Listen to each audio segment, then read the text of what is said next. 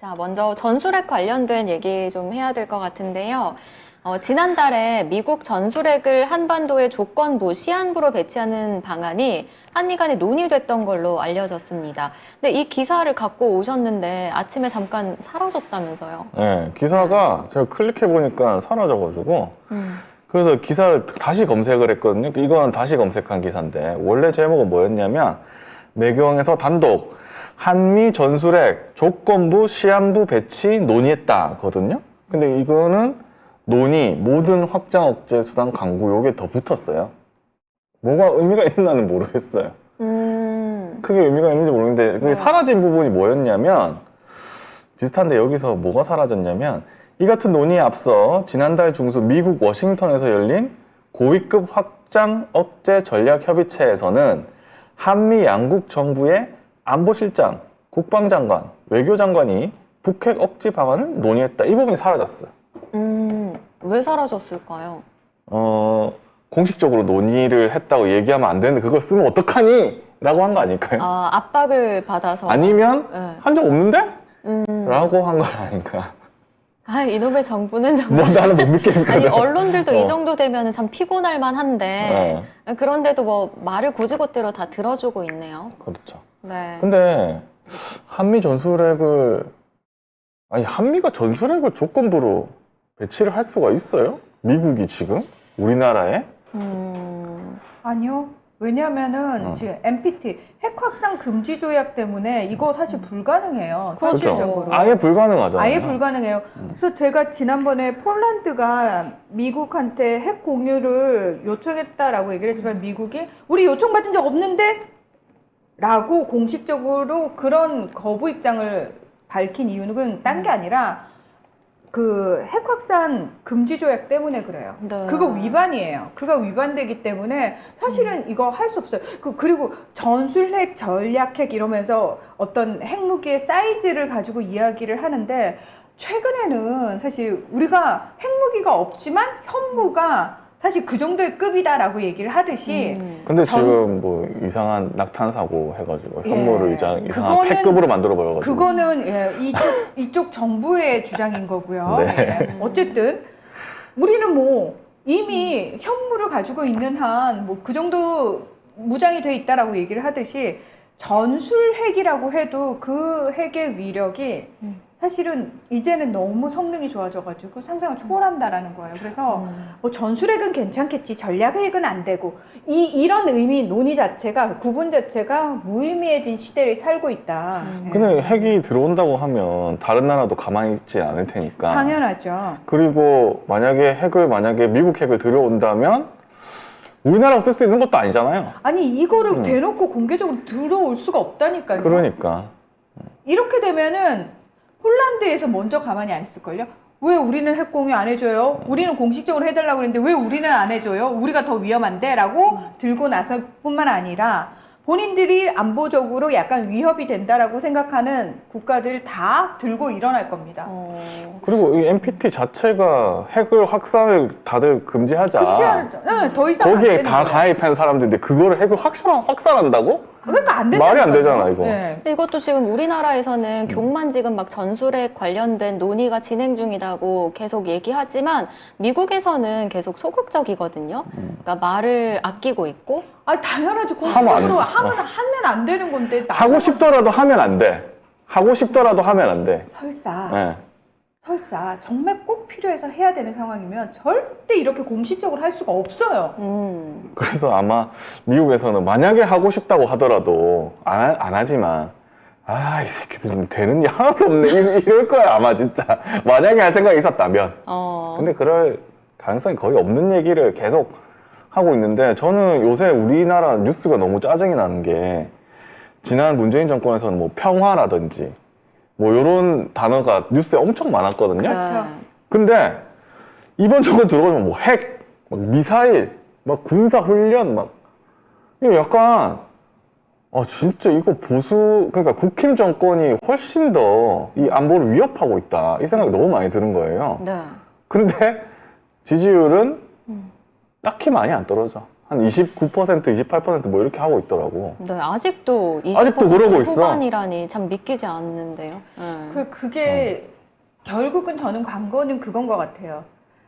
그 어떤 시대가 오더라도 뭐 민주당 정권이 한 100년쯤 이어지더라도 그 시대의 극우 세력은 남아 있을 거예요 아마. 네. 근데 관건은 그 극우 세력의 퍼센테이지 비율을 얼마만큼 줄일 수 있느냐의 문제인 것 같아요.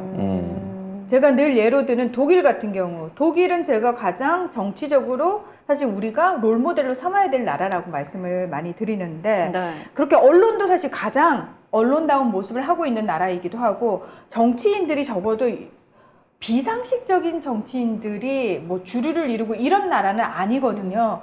그리고 정당들 간에 말 그대로 논쟁도 하고 싸움도 하고 다툼도 하지만 또 협치도 잘 되는 나라가 독일이란 말이에요. 근데 그 독일에도 극우 정권이 그러니까 극우 정당이 표를 많이 얻을 때는 20%까지 얻었어요. 물론 그게 지금은 또 줄어들어 가지고 12%에서 15% 사이를 왔다 갔다 하고 있는데 네. 그런 독일마저도 최대로 나올 때는 20%까지 나온단 말이에요. 근데 그걸 또 관리를 한단 말이에요. 그러니까 우리도 지금 28% 네. 그 정도 30% 그 정도 나오잖아요.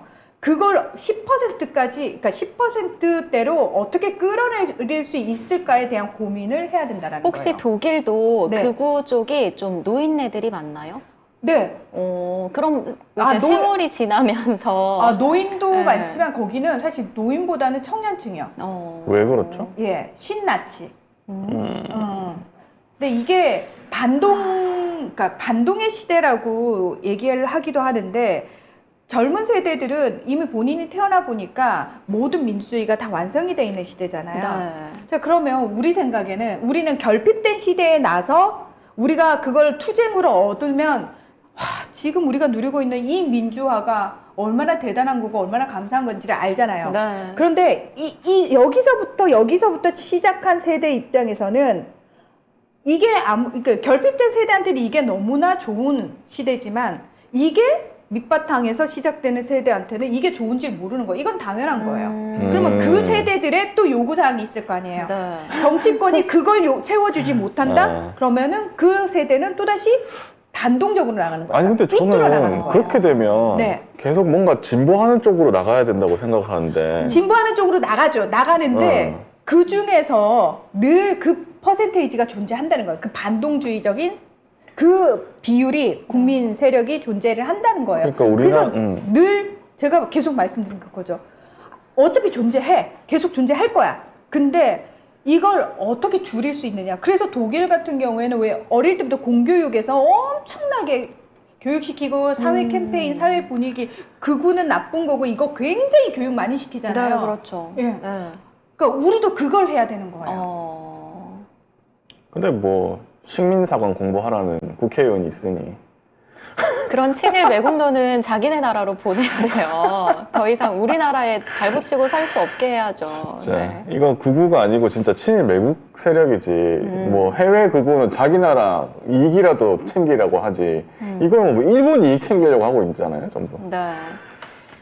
그리고 지난 6일에 독도 인근 해역에서 한미일 공동 군사 훈련이 실시됐었는데 당시 우리 군이 공개했던 사진을 보면 일본 그 구축함이 잘 안 보였어요.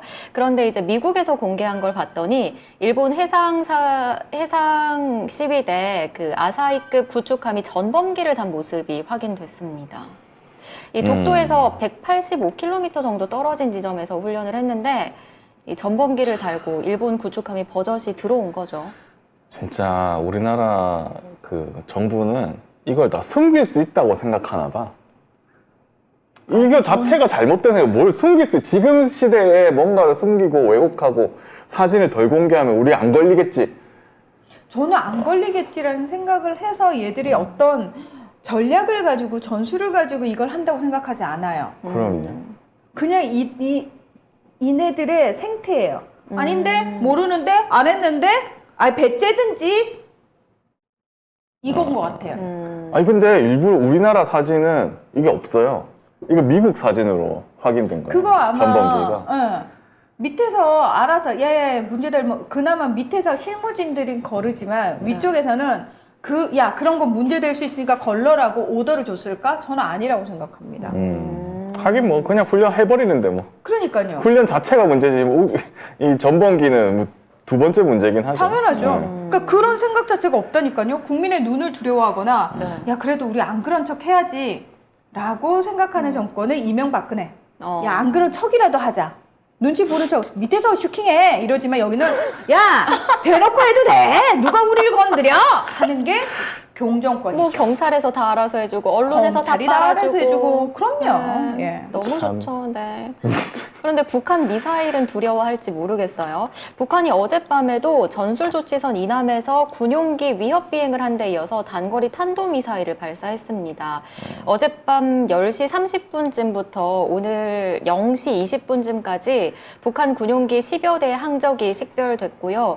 그리고 1시간 정도 지난 새벽 1시 49분쯤에는 동해상으로 단거리 탄도미사일을 발사했습니다. 그러니까 계속 이 한반도 위협을 윤석열 정부가 계속 가중시키고 있는 거예요. 네. 그 꼴을 하고 있는 거야. 이거 하면서도 지금 북한이 뭐라고 하냐면은 왜 동해상에서 계속 훈련하냐, 우리 위협하지 마라 이런 식으로 해서 자기네 자위권 발동한다는 얘기를 하고 있거든요.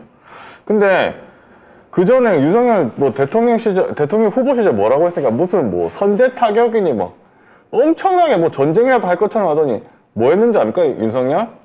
저 잤어요. 술 마시고 잤겠죠. 아이고 뭐 저 하루 잤어? 이틀도 아니잖아요. 네. 안보실장 주재로 NSC 상임위를 개최합니다. 또, 계속 지가 개최하는 NSC가 없어. 중간에 참석만 한 번 했고. 저는 참나. 우리나라의 대통령의 모든 사실 그 어떤 동선이나 이런 게 약간 국가 기밀 사항이잖아요. 네. 그러나 저는 경의 하루 일과를 동그라미로 일과표를 그릴 수 있을 것 같아요. 그려주세요. 근데 되게 간단해요. 9시 저도 알 것 출근, 같아요. 9시 출근, 6시 퇴근, 네. 술. 그것도 아닌가? 술, 잠, 잠. 얼마 편해. 지각, 선제 퇴근. 온 국민이 다 알 거예요. 그럼요, 예, 그럼요. 그렇습니다. 너무 단순하죠. 뇌도 참 단순하네요. 네.